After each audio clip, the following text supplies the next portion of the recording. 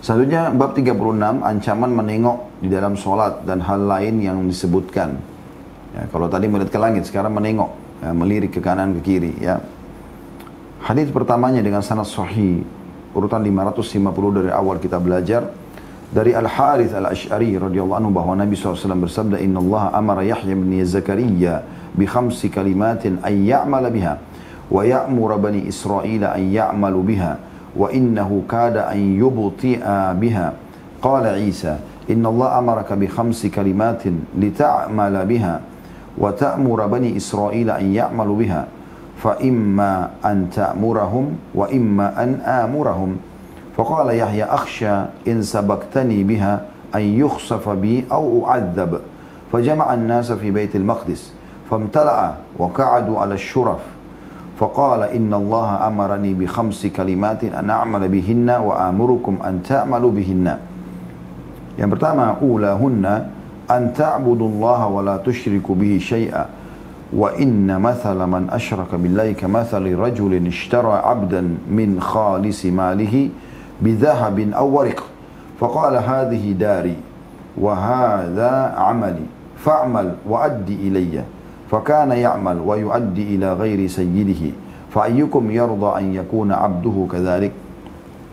Yang kedua, wa inna Allah amarakum bis salati fa idza sallaytum fala taltafitu fa inna Allah yansibu wajhahu li wajhi 'abdihi fi salati ma lam yaltafit. Yang ketiga, وأمركم بالصيام فإن مثل ذلك كمثل رجل في إصابة معه صرة فيها مسك فكلهم يعجب أو يعجبه ريحها وإن ريح الصائم أطيب عند الله من ريح المسك. Yang keempat, وأمركم بالصدقة فإن مثل ذلك كمثل رجل أسره العدو فأوثقوا يده إلى عنقه وقدموه ليضربوا عنقه فقال أنا أفدي نفسي منكم بالقليل والكثير ففضى نفسه منهم. Yang kelima, وأمركم أن تذكروا الله فإن مثل ذلك كمثل رجل خرج العدو في أثره سراعا حتى إذا أتى على حصن حصين فأحرز نفسه منهم كذلك العبد لا يحرز نفسه من الشيطان إلا بذكر الله. قال النبي صلى الله عليه وسلم وأنا آمركم بخمس الله أمرني بهن السمع والطاعة والجهاد والهجرة والجماعة فإنه من فارق الجماعة كيد شبر فقد خلأ ربقة الإسلام من عنقه إلا أن يرجع ومن ادعى دعوة الجاهلية فإنه من جثى جهنم. فقال رجل يا رسول الله وإن صلى وصام فقال وإن صلى وصام فادعوا بدعوى الله التي سماكم المسلمين المؤمنين عباد الله. Sesungguhnya Allah memerintahkan Yahya bin Zakaria, Nabi Yahya alaihissalam, ayahnya Zakaria juga Nabi, dua-duanya Nabi alaihissalatu wassalam. Sesungguhnya Allah telah memerintahkan Yahya bin Zakaria dengan 5 kalimat agar dia mengamalkannya dan memerintahkan Bani Israel agar mengamalkannya. Dan bahwa dia agak lambat dalam kurung untuk segera mengamalkan. Nabi Isa AS berkata kepadanya, sesungguhnya Allah memerintahkanmu dengan 5 kalimat agar kamu mengamalkannya dan memerintahkan Bani Israel agar mengamalkannya. Kalau kamu tidak memerintahkan mereka, maka aku yang akan memerintahkan mereka. Maka Yahya pun berkata alaihissalam, jika kamu mendahuluiku melakukannya, aku takut aku dibenamkan di bumi dan atau diazab. Lalu Yahya mengumpulkan orang-orang di Baitul Maqdis sampai berjubel dan mereka duduk di tempat-tempat yang tinggi. Dia berkata, sesungguhnya Allah memerintahkanku dengan 5 kalimat agar aku mengamalkannya dan agar aku memerintahkan kalian untuk mengamalkannya. Yang pertama, hendaknya kalian beribadah kepada Allah dan tidak menyekutukannya dengan sesuatu pun. Dan sesungguhnya perumpamaan orang yang menyekutukan Allah adalah seperti orang yang membeli hamba sahaya dari hartanya yang murni, baik itu emas ataupun perak. Lalu dia berkata, ini rumahku dan ini adalah pekerjaanku. Maka bekerjalah dan penuhilah kewajibanmu kepadaku. Lalu hamba sahaya itu bekerja dan memenuhi kewajiban kepada yang bukan majikannya. Siapa di antara kalian yang rela kalau hamba sahayanya seperti itu? Yang kedua, sesungguhnya Allah memerintahkan sholat kepada kalian. Maka jika kalian sholat, maka janganlah menengok. Karena Allah menghadapkan wajahnya kepada wajah hambanya dalam sholat selama dia tidak menengok. Ini disaksi bahasan kita ya. Yang ketiga, dan dia Allah memerintahkan agar kalian berpuasa. Karena perumpamaan hal itu adalah seperti seorang laki-laki di tengah-tengah beberapa orang. Dia membawa kantong yang berisi minyak wangi kasturi. Semuanya mengagumi atau aromanya membuat mereka takjub. Dan bahwa aroma orang yang berpuasa adalah lebih harum di sisi Allah daripada aroma minyak wangi kasturi. Yang keempat, dan dia Allah memerintahkan agar kalian bersedekah. Karena perumpamaan hal itu adalah seperti seseorang yang ditawan oleh musuh, lalu mereka mengikat tangannya ke lehernya. Lalu mereka membawanya ke depan orang-orang yang memancung lehernya. Lalu dia berkata, aku akan menebus diriku dari kalian dengan segala yang aku miliki, sedikit maupun banyak. Maka ia berhasil menebus dirinya dari mereka. Yang kelima, dan dia memerintahkan kalian agar berzikir kepada, dan dia Allah memerintahkan kalian agar berzikir kepadanya. Karena perumpamaan hal itu adalah seperti seorang laki-laki yang dikejar oleh musuh dengan cepat. Sehingga ketika dia menemukan benteng yang kokoh, maka dia melindungi dirinya dari mereka. Begitulah seorang hamba. Dia tidak bisa melindungi dirinya dari syaitan kecuali dengan berzikir kepada Allah. Ya, ini kurang lebih wasiatnya Nabi Yahya alaihissalam yang Allah perintahkan untuk diamalkan dan juga disampaikan kepada Bani Israel. Kita akan bagi dua hadis ini karena cukup panjang ya. Ada terjemahan selanjutnya nanti kita akan lanjutkan setelah saya memberikan penjelasannya. Hadis ini teman-teman sekalian menggambarkan kepada kita bagaimana mukjizat Nabi SAW, di mana beliau menceritakan tentang keadaan nabi-nabi sebelum kita. Juga dari satu sisi yang kita bisa ambil pelajaran dari hadis ini, ya, bagaimana nabi-nabi sebelum Nabi Muhammad SAW, mereka di satu zaman bisa ada dua nabi bahkan lebih. Hanya Nabi SAW sendiri yang sendirian, yang lainnya itu kebanyakan bersama. Kita tahu Nabi Ibrahim alaihissalam nabi di Babilonia, kemudian pindah ke negeri Syam, ya. Tapi di waktu yang bersamaan ponakannya Nabi Lut juga diangkat menjadi nabi, masih di wilayah negeri Syam juga, gitu kan. Kita tahu Nabi Musa sezaman dengan Nabi Harun, saudaranya sendiri, berdua. Kemudian juga dia bertemu dengan Nabi Khidir alaihi wassalatu wassalam. Lalu ada juga Yusha bin Nun yang nanti jadi nabi yang menjadi pendamping Nabi Musa alaihissalam, gitu kan. Kemudian juga yang disebutkan dalam riwayat ini adalah dua sepupu Isa bin Maryam alaihi wassalatu wassalam dengan Yahya bin Zakaria alaihi wassalatu wassalam. Ini sepupu gitu. Dan mereka sama-sama di negeri Syam, di Palestina secara khusus gitu. Jadi ada yang Allah perintahkan kepada Isa, ada yang Allah perintahkan kepada Yahya. Nah, dalam hadis ini digambarkan bagaimana Allah Subhanahu wa taala menurunkan wahyu kepada Yahya alaihissalam dan memerintahkan dia untuk menyampaikan, mengamalkan dan juga menyampaikan kepada Bani Israel agar mereka mengamalkan. Tetapi Nabi Yahya tidak segera dalam menyampaikan itu. Maka Allah pun menurunkan wahyu lagi kepada Isa agar mengingatkan Yahya. Makanya di sini diceritakan di awal hadisnya disebutkan bagaimana Isa alaihissalam mengatakan kepada Yahya, ya, saya ulangi kembali, ya, yang dikatakan bahwasanya sesungguhnya Allah memerintahkan Yahya bin Zakaria dengan 5 kalimat agar dia mengamalkannya dan memerintahkan Bani Israel agar mengamalkannya, dan bahwa dia agak lambat dalam mengamalkan atau menyampaikan. Maka Isa alaihissalam berkata padanya, sesungguhnya Allah memerintahkanmu dengan 5 kalimat agar kamu mengamalkan dan memerintahkan Bani Israel agar mengamalkannya. Kalau kamu tidak memerintahkan mereka, maka aku akan memerintahkan mereka. Nanti kalau kau tidak segera menyampaikan, aku yang akan sampaikan. Mendengar dari sepupunya sendiri, ya, karena ibu Isa alaihissalam Maryam bersaudara dengan ibunya Yahya, gitu kan. Jadi mereka sepupu. Jadi istri Nabi Zakaria alaihissalam adalah tantenya Nabi Isa, saudarinya Maryam. Yang jelas teman-teman sekalian, pada saat itu Nabi Isa menyampaikan, Allah perintahkan kamu, kenapa kamu belum sampaikan? Kalau kau tidak sampaikan yang diceritakan ini, aku akan sampaikan. Jadi mereka saling mengingatkan di sini. Nabi Yahya alaihissalam faham ini peringatan dari Allah SWT. Lalu dia mengatakan, kalau kau mendahuluiku dalam menyampaikan, maka mungkin aku akan disiksa sama Allah karena aku ditegur dari Allah ini melalui kamu. Jadi, seperti itu. Maka Nabi Yahya pun tidak pakai menunggu, langsung mengumpulkan Bani Israel di Baitul Maqdis. Dan Baitul Maqdis adalah Masjid Aqsa, sangat besar. Seingat saya itu luasnya sekitar 14.000 meter ya, persegi. Dan sampai hari ini masih bisa dinikmati oleh kaum muslimin, dan insya Allah sampai menjelang hari kiamat nanti insya Allah. Maka tempat ini memiliki kemuliaan, banyak sekali keutamaannya. Di antaranya sholat di Masjid Aqsa itu luar biasa. Kata Nabi SAW, Sulaiman alaihissalam pada saat selesai merenovasi Baitul Maqdis atau Masjid Aqsa, dia memohon kepada Allah 3 hal. Dan aku berharap Allah sudah memberikan kepadanya.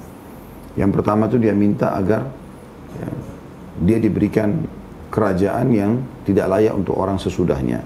Dan Allah berikan. Dan yang kedua dia meminta agar semua keputusan dia di kerajaannya, walaupun wahyu belum datang dari langit, sesuai dengan apa yang Allah inginkan. Kemudian yang ketiga, dia meminta agar siapapun yang bersuci lalu sholat di Masjid Aqsa, kecuali diampuni dosanya seperti baru dilahirkan oleh ibunya. Dan ini keutamaan yang luar biasa bagi Masjid Aqsa ini. Ya. Oleh karena itu teman-teman sekalian, ini punya keutamaan sendiri. Wilayah yang luas tadi, yang sekitar 14.000 meter, 1,4 hektar wilayah Masjid Aqsa itu, waktu itu Nabi Yahya mengumpulkan mereka. Tapi kita tidak pernah tahu teman-teman bagaimana pada saat itu penuh orang datang, pada saat itu ribuan penuh tempat itu, bagaimana suara beliau sampai kepada mereka dengan hikmah Allah Subhanahu wa taala, ya. Tapi kuasa Allah.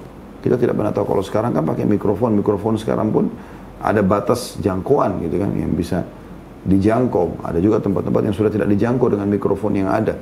Ya, bagaimana pada saat itu tidak ada, tapi kuasa Allah Subhanahu wa taala, ya.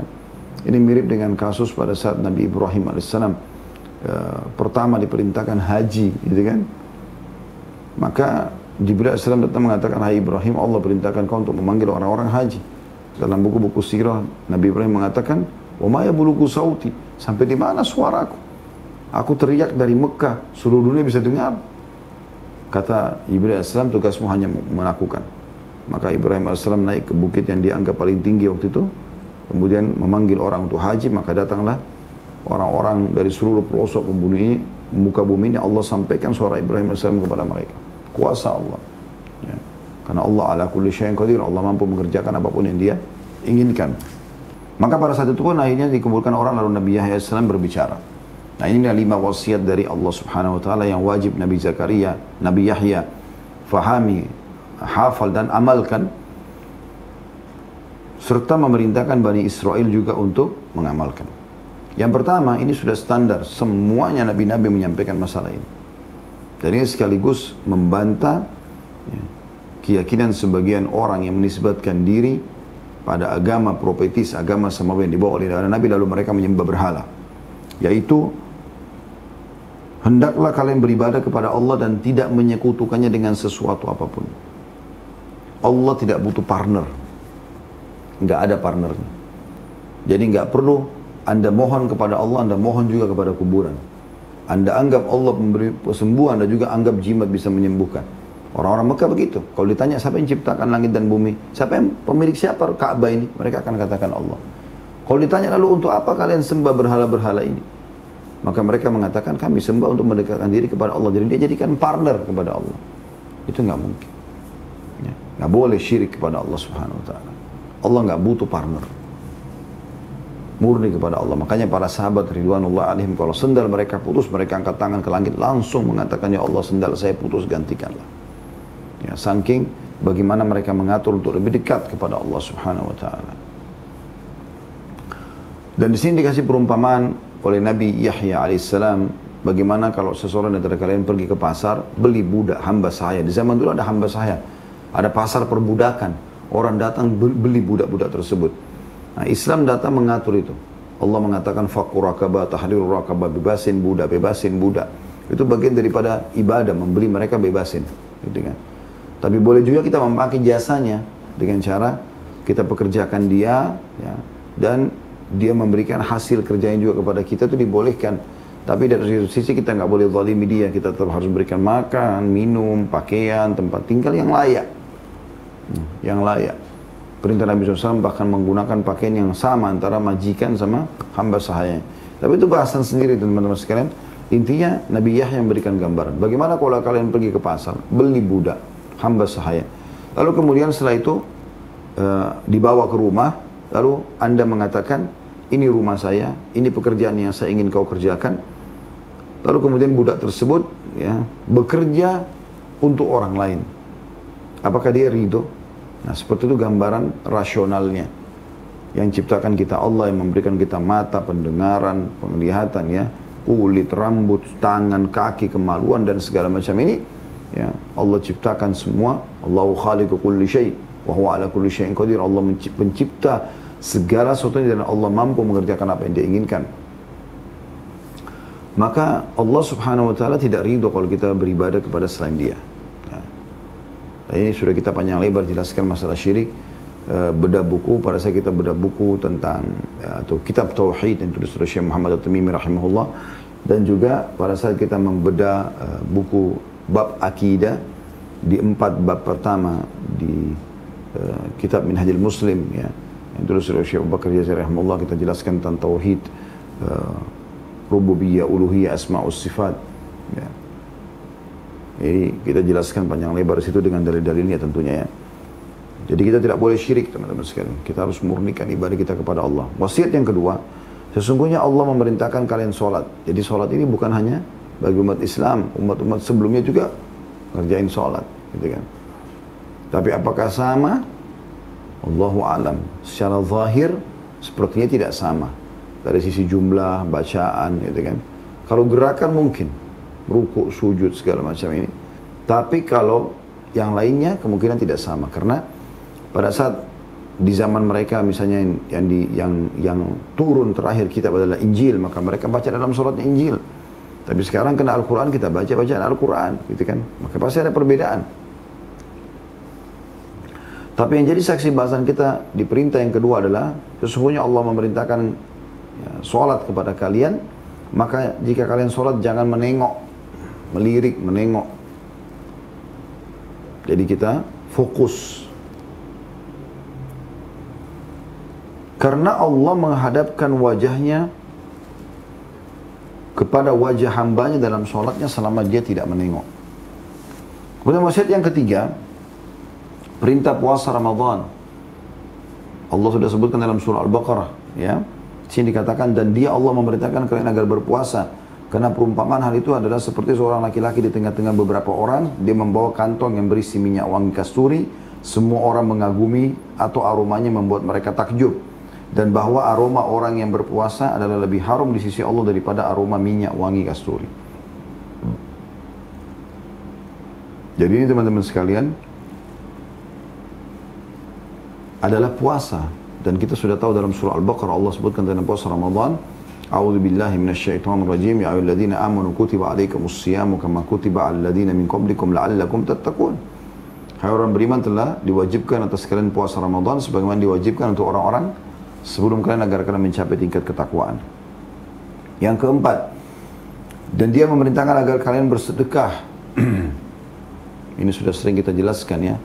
Bahkan ada tema kita berulang kali kita sampaikan keajaiban sedekah. Ini ya kata kunci ya teman-teman sekalian, kaya. Bagaimana Anda mau kaya, punya materi banyak, sedekah. Anda mau keluar dari permasalahan, Anda sedekah. Anda mau dapat derajat tinggi di surga, sedekah. Sedekahnya luar biasa. Memberi kepada orang lain. Dan jangan pernah takut ya, kehabisan, kehilangan hanya karena bersedekah. Di situ saatnya Anda royal. Makanya Nabi SAW mengatakan dalam hadis qudsi, Allah berfirman, diriwayatkan Imam Muslim, ya bena Adam, anfik alik. Wahai anak Adam, berinfak di jalanku, kata Allah, aku akan berinfak kepadamu. Dan Allah kalau sudah memberikan kepada hambanya, inna Allah yarzuqu man yasha bighairi hisab. Allah memberikan balasan tanpa ada perhitungannya lagi. Lalu Nabi Yahya memberikan perumpamaan orang yang bersedekah itu seperti orang yang sedang ditawan oleh musuh, lalu diikat tangannya, dibelenggu ke lehernya, dan dibawa untuk dipenggal lehernya. Tapi dia negosiasi sambil mengatakan, saya akan tebus diri saya dengan seluruh harta yang saya miliki. Maka dia terus menebus sampai akhirnya dia lolos dari mereka. Jadi sedekah itu menyelamatkan dari siksa Allah Subhanahu Wa Taala. Yang terakhir, yang kelima adalah dia memerintahkan kalian agar berzikir kepada Allah. Yang sudah kita tahu, istighfar, tahlil la ilaha illallah, tasbih subhanallah, tahmid alhamdulillah ya. Ini semua takbir Allahu Akbar, zikir kepada Allah Subhanahu wa taala. tidak asing lagi Anda berzikir gitu kan. Selalu berzikir, zikir, zikir. Dan kata Nabi SAW, ya, pada saat ditanya, kira-kira amalan apa yang perlu bisa diistiqomai dan mudah gitu. Kata Nabi SAW kepada sahabat yang bertanya, la yazalu lisanuka ratban min dzikrillah. Lidahmu selalu basah berzikir kepada Allah. Semoga Allah jadikan kita orang yang selalu berzikir dan bersyukur kepadanya. Ya. Kemudian di sini diberikan perumpamaan zikir itu seperti supaya selamat dari syaitan, kesesatan, bisikan-bisikan syaitan yang membawa pada neraka jahannam, naudzubillah, pada siksa-siksa Allah, pada murka Allah, laknat Allah. Seperti orang yang sedang dikejar musuh itu adalah syaitan, mengejar sampai dia menemukan sebuah benteng, kemudian dia masuk sehingga musuh tidak bisa menyerangnya lagi. Nah, perumpamaan zikir seperti benteng itu yang melindungi dari syaitan. Jadi begitu orang berzikir dia nggak bisa buat apa-apa. Kemudian potongan kedua dari hadis yang tadi saya bilang, saya janjikan kita akan bahas atau sampaikan, sudah dibaca bahasa Arabnya, sekarang tinggal terjemahannya. Setelah menyampaikan tadi wasiat Yahya alaihissalam kepada Bani Israel 5 hal, tidak boleh syirik, ya, tidak boleh menengok dalam sholat, ya, selalu berpuasa, kemudian bersedekah, yang keempat, yang kelima, berzikir. Kata Nabi SAW, dan aku memerintahkan kalian dengan 5 perkara, di mana Allah memerintahkanku dengannya. Kalau tadi itu wasiatnya Yahya kepada kaumnya, sekarang ini wasiatku untuk kalian, kata Nabi SAW. Mendengarkan, mentaati, jihad, hijrah dan berjamaah. 5 wasiat Nabi SAW. Mendengarkan, maksudnya mendengarkan, patuh kepada hal-hal yang benar, kebaikan. Selama yang disampaikan oleh pimpinan kita, pimpinan negara, pimpinan instansi, ya, adalah kebenaran, kita mendengarkan. Sami'na wa ata'na, kami dengar dan kami patuh, gitu kan? Itu wasiat Nabi SAW. Kemudian yang kedua, mentaati. Bukan cuma sekedar dengar peraturan yang disampaikan, tapi mentaatinya. Dan yang ketiga, jihad. Kalau diperintahkan oleh pemimpin untuk berjihad, ikut. Yang keempat, hijrah. Kalau terdesak di wilayah kamu sedang beribadah, tidak bisa beribadah di sana, pindah, hijrah. Yang kelima, berjamaah. Artinya selalu bersama-sama, apakah sholat berjamaahnya ataupun dalam komunitas mayoritas dari kaum muslimin. Ya. Karena kata Nabi SAW, siapa yang memisahkan diri dari jamaah muslimin, dia eksklusif sendiri, dia anggap dia yang paling benar. Ya. Walaupun hanya sejengkal saja keluar dari pemerintah muslim yang ada, maka dia telah menanggalkan ikatan Islam dari lehernya, kecuali dia bertobat kepada Allah. Dan barang siapa yang memanggil dengan panggilan jahiliyah, maka sungguhnya dia termasuk golongan atau rombongan jahannam. Panggilan jahil itu seperti rasisme, balas dendam, ya. Lalu adu domba. Lalu seorang laki-laki berkata, ya Rasulullah, walaupun dia sholat dan berpuasa, kata Nabi SAW, walaupun dia sholat dan berpuasa, maka panggillah dengan panggilan yang Allah telah menamakan kalian muslimin, mu'minin, yaitu hamba-hamba Allah. Hadis ini diriwayatkan Tirmidzi. Ya, jadi termasuk dalam potongan akhir hadis ini, teman-teman sekalian, peringatan Nabi SAW tentang tidak bolehnya memanggil panggilan-panggilan jahiliyah. Ya, adat istiadat, tradisi. Selama bertolak belakang sama Islam, kita harus dahulukan Islam. Tapi kalau dia sejalan dengan Islam, ketemu dengan maslahatnya, tidak ada larangan, tidak ada pelanggaran agama, maka tidak ada masalah. Ya. Ada beberapa hukum syar'i kembali kepada adat istiadat atau kebiasaan orang gitu ya. Seperti itu kurang lebih. Jadi ini ada 5 wasiat Nabi SAW. Kita masuk ke 3 hadis yang lain dalam bab kita, bab yang sama, supaya kita menyelesaikannya, yaitu bab tentang masalah ancaman, bab 36, ancaman menengok dalam sholat dan hal lain. Ya. Yaitu hadis nomor 2 dalam bab kita ini dengan sanad sahih, hadis nomor 553 dari awal kita belajar. Dari Aisyah radhiyallahu anha, dia berkata, sa'altu Rasulullah sallallahu alaihi wasallam anit talaffuti fi shalah. Faqala ikhtilasun yakhtalisuhu asyaitanu min salatil abd. Aku bertanya kepada Rasulullah SAW tentang menoleh di dalam solat. Maka beliau bersabda, itu adalah ikhtilas atau pencopetan cepat yang dilakukan oleh syaitan dari sholat seorang hamba, ya, agar mengurangi pahala. Makanya saya sudah pernah jelaskan teman-teman di pertemuan yang lalu, di bab yang lalu, bagaimana para salafus saleh kalau mereka sholat, mereka betul-betul berusaha tanamkan dalam dirinya kalau ini adalah pertemuan dan komunikasi dengan Sang Pencipta Allah, Sang Raja sebenarnya, menciptakan semua di langit dan di bumi, di kedalaman lautan, kelihatan atau tidak kelihatan oleh mata kita. Maka mereka akhirnya sampai pada saat berdiri begitu takbir, seperti batang pohon yang kokoh, ya, batang pohon kurma yang kokoh. Walaupun mereka disengat oleh kumbang dahinya, maka mereka tidak bergerak sama sekali, tidak berkeming. Dan hadits ini memberikan gambaran kepada kita tentang larangan menoleh. Kecuali orang tidak sengaja, gitu kan. Udah sengaja menoleh sana sini lagi sholat, ya, ini tidak boleh. Hukumnya berdosa di sini, ya. Dan itu adalah permainan syaitan agar membuat kita tidak konsentrasi dalam sholat. Jadi dengan sedikit saja mengkhayal, sedikit saya lihat ke arah sana atau arah sini, ya, maka sudah cukup untuk menghilangkan pahala detik-detik itu. Hadis selanjutnya urutan 3 dalam bab kita, Hasan li ghairihi, nomor 554 dari awal kita belajar, dari Abu Al-Ahwas, dari Abu Dzar radhiyallahu anhu, dia berkata, Rasulullah SAW bersabda, la yazalullahu muqbilan ala al-abdi fi salati ma lam yaltafit, fa idza sarafa wajhahu in sarafa anhum. Allah senantiasa menghadap kepada seorang hamba dalam solatnya selama dia tidak menoleh. Jika dia memalingkan wajahnya, maka dia Allah berpaling meninggalkannya. Hadis riwayat Ahmad, Abu Dawud, An-Nasai dan Ibnu Khuzaimah dalam sahihnya serta Al-Hakim, dan dia mensahihkannya. Ini hadis teman-teman sebenarnya mulia sekali kalau kita fahami dengan secara keimanan, ya. Saya kasih contoh rasional. Kalau seandainya seseorang antara kita diundang di satu istana, misalnya raja atau presiden, ya, dari penguasa-penguasa dunia ini, kemudian pada saat orang lagi ngomong atau kita lagi ngomong atau presiden tersebut atau raja tersebut lagi ngomong dan dia terus memperhatikan wajah kita, bagaimana kira-kira perasaan bangga kita ada? Bagaimana munculnya rasa, bagaimana gembiranya dalam hati, karena dari sekian banyak orang kita diperhatikan. Kalau kita berbicara didengar, ya, walaupun kita tidak bicara, tatapan matanya selalu terarah kepada kita sebagai bentuk kagum, ya, ataupun menghormati, ya. Nah, ini contoh rasionalnya. Karena kalau ada yang mengatakan, memang apa keutamanya Ustaz kalau Allah melihat wajah kita, gitu kan, dapat apa gitu? Maka jawabannya itu kuasa Allah. Allah mungkin bisa memberikan pahala, bisa memberikan derajat di surga, Allahu a'lam. Tapi Allah selalu melihat wajah hamba yang berusaha konsentrasi dalam sholat. Hadis yang terakhir, hadis nomor 4 dalam bab kita, Hasan li ghairihi, menjadi Hasan karena dikuatkan dengan riwayat-riwayat yang lain.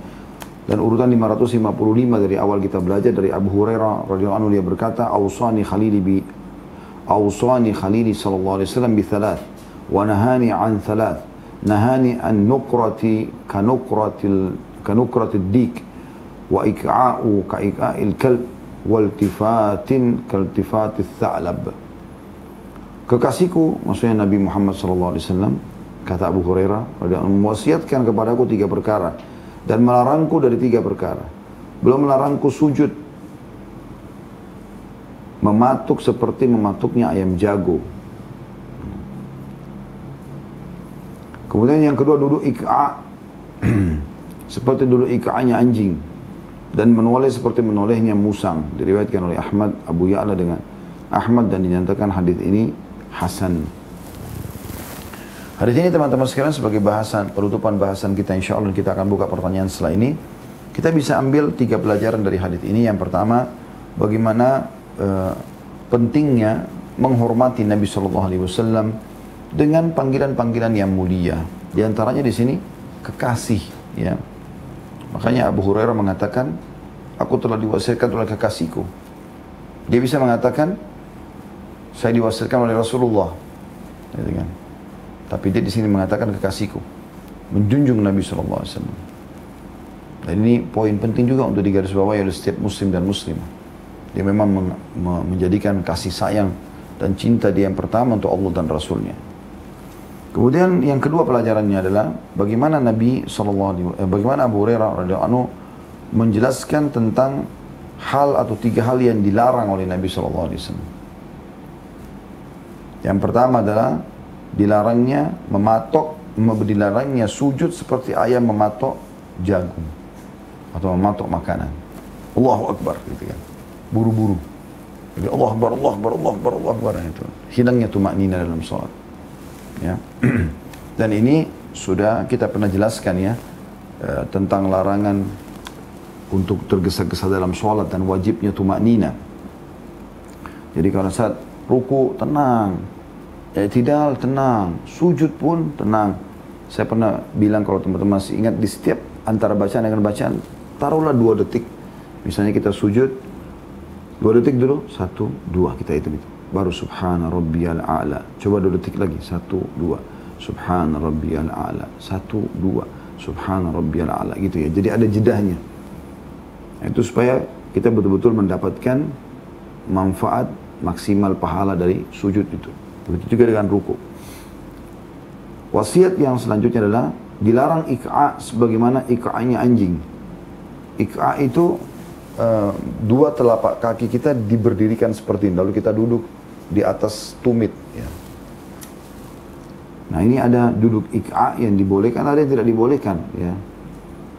Kalau ik'a yang tidak dibolehkan itu mirip seperti anjing. Kalau anjing itu ik'anya bisa dia kesampingkan ya, kakinya ke kanan dan ke kiri, dan dia duduk di tengah-tengah, atau memang ik'anya itu dia telapak kakinya dua-duanya ditidurkan ke belakang ya, kemudian dianya badannya ke atas. Tapi kalau ik'a yang tadi saya kasih gambaran, dia berdirikan tumitnya sementara duduk di antara 2 sujud misalnya, kemudian dia duduk di atasnya dan dua-duanya berdiri di bawah tempat atau mohon maaf, dia berdirikan kemudian dia duduk di atasnya, maka itu dibolehkan. Itu duduk ik'a ya. Yang dilarang adalah ik'a anjing tadi. Dan saksi bahasan kita yang ketiga adalah dilarang menoleh seperti menolehnya musang. Ya, musang kadang-kadang ya, atau serigala. Tha'lab juga bisa bermakna serigala ya. Dia sering kali tha'lab ya musang. Kalau serigala dhi'b ya. Jadi musang ini kadang-kadang kalau mau mencuri ayam atau apa, dia sering melihat cepat langsung melemparkan lagi pandangannya ya, seperti itu. Maka disilakan dengan seperti itu. Jadi tidak boleh menoleh pun dalam sholat, tidak boleh. Ini wasiat yang penting agar sholat kita bisa maksimal pahalanya tentu ya. Kemudian pelajaran yang terakhir yang bisa kita ambil adalah bagaimana seseorang muslim harusnya dan wajib bagi dia untuk menjaga kehusyuan sholatnya, dan dia berusaha untuk menghilangkan semua yang kira-kira bisa mengganggu dia. Baik itu dari pakaiannya, ya, mengganggu kehusyuannya, pakaian, sejadah, tempat dia sholat, dia sendiri, fisiknya, bukan karena gerah sekali misalnya kan, dalam kondisi lagi tidak segar gitu kan. Kemudian juga tidak boleh sholat yang ada larangan pada saat kebelet, maaf, buang air besar, buang air kecil. Nabi SAW melarang sholat sementara menahan 2 keburukan itu. Kemudian juga termasuk ini gerakan-gerakan yang buru-buru disebutkan dalam hadis tadi, seperti ayam patok makanannya ya, dalam riwayat, dan seperti burung gagak yang sedang mematok. Kemudian tidak boleh duduk ik'a anjing ya, di kesamping kakinya dua-dua ya. Kemudian juga tidak boleh menoleh dalam sholat. Ini semua mengganggu gitu kan, mengganggu nanti konsentrasi dalam sholat, dan sementara sholat itu kita butuhkan karena dia adalah amal yang pertama dihisab pada hari kiamat nanti. Allahu a'lam.